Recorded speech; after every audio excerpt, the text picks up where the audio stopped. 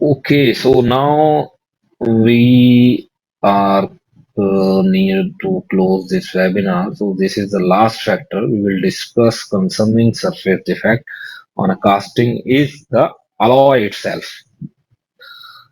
The type of alloy can make a significant difference, right?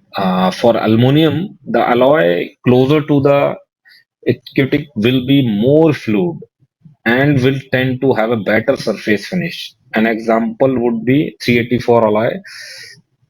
The alloy will have a smaller freezing range.